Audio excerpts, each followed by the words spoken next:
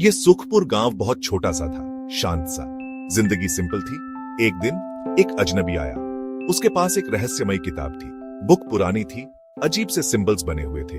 गांव में किसी ने ऐसी किताब पहले कभी नहीं देखी थी। अजनबी लंबा था, चेहरा उसका दयालु था।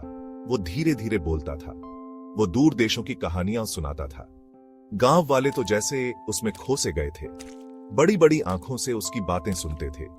वो अजनबी सुखपुर में कुछ दिनों तक रहा। उसने गांव वालों को अपनी किताब दिखाई। उसने कहा, इसमें एक सीक्रेट है। ये सीक्रेट इसी गांव के बारे में है। ये एक छुपे हुए खजाने के बारे में है। गांव वाले सोच में पड़ गए। हिडन ट्रेजर, क्या यह सच हो सकता है? कुछ लोगों को यकीन नहीं हुआ। उन्हें लगा अजनबी बस कहानियां सुना रहा है। बाकी लोगों को बहुत इंटरेस्टिंग लगा। उन्होंने बुक को ध्यान से देखना शुरू कर दिया। पूरी बुक रिडल्स और पजल्स से भरी हुई थी। कोई उन्हें समझ नहीं पा रहा था। अजनबी मुस्कुराया। उसने कहा, ट्रेजर सोना या हीरे नहीं है, यह उससे कहीं ज्यादा वैल्यूबल है। वो बुक गांव में ही छोड़ गया। उसने कहा, कोई ना कोई इसके सीक्रेट्स को जरूर सॉल्व करेगा। अजनबी की बातें पूरे गांव में गूंजती रही। आखिर ये ट्रेजर क्या था जो सोने से भी ज्यादा कीमती था? सब लोग बुक के बारे में बातें करने लगे। उन्होंने इसके मिस्ट्रीज को सुलझाने की कोशिश की।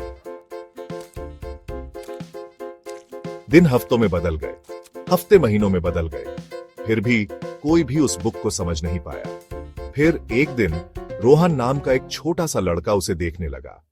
रोहन बहुत ही क्यूरियस और होशियार था। उसे पजल्स बहुत पसंद थे। रोहन घंटों तक बुक को स्टडी करता रहता। वो सिंबल्स को देखता, अलग अलग कॉम्बिनेशंस ट्राई करता। वो अजनबी की बातों को सोचता। आखिरकार उसे एक पैटर्न दिखाई दिया। वो सिंबल्स एक कोड थे। रोहन ने कोड क्रैक कर लिया। अब वो बुक भी आ सकता था। सारे गांव वाले रोहन के पास इकट्ठा हो गए। वो सब हैरान थे। वो बस एक छोटा सा बच्चा था, लेकिन उसने मिस्ट्री सॉल्व कर ली थी। रोहन ने बुक से पढ़ना शुरू किया। ये एक कहानी थी। ये उनके ही गांव की कहानी थी। बुक में लिखा था कि बहुत समय पहले सुखपुर में एक बहुत वाइज स्कॉलर रहता था। उसके पास एक बहुत बड़ी लाइब्रेरी थी। असली ट्रेजर यही लाइब्रेरी थी। ये लाइब्रेरी गांव में ही कहीं छुपी हुई थी। बुक में उसे ढूंढने के क्लूज दिए हुए थे। क्लूज फॉलो करते हुए रोहन और सब गांव वालों ने वो हिडन लाइब्रेरी ढूंढ निकाली। वो पुराने कुएं के पीछे एक गुफा में थी। अंदर अनगिनत बुक्स और स्क्रोल्स थे। वो पुराने जमाने के नॉलेज से भरे हुए थे। गांव वाले बहुत खुश हुए। उन्हें एहसास हुआ कि वो अजनबी सही कह रहा था। असली ट्रेजर तो नॉलेज ही था।